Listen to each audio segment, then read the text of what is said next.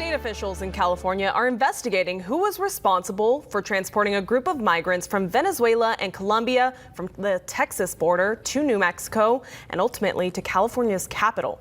The investigation underway as California's Attorney General's office announced a new flight with about 20 additional migrants on board arriving in Sacramento today. The 16 migrants who arrived over the weekend were left on the doorstep of a Sacramento Catholic church following that private charter flight. ABC's Melissa Adon reports. Officials in California say 16 migrants from Venezuela and Colombia who entered the U.S. at the Texas border were flown by private charter, first to New Mexico, then to Sacramento, before showing up on the doorsteps of the Diocese of Sacramento. The group of mostly men were allegedly convinced to board a private plane with no prior arrangement or care. Shocked community leaders are working to provide the migrants, who range in age from 18 to 30, with food and free medical and legal services. And it's just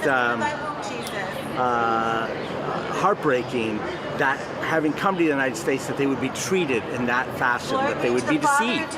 California's Attorney General Rob Bonta says he's investigating to see if any laws were violated. They were made promises that were never intended to be kept and were not kept. This migrant flight seems similar to the one last September that brought about 50 migrants from San Antonio, Texas to Martha's Vineyard.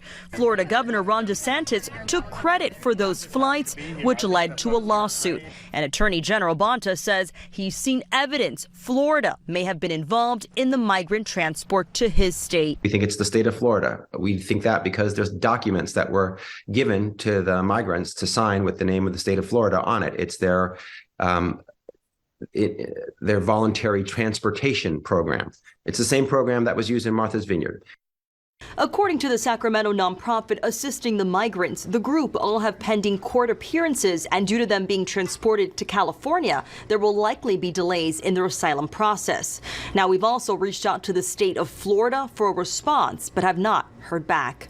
In Los Angeles, Melissa Adon, ABC News.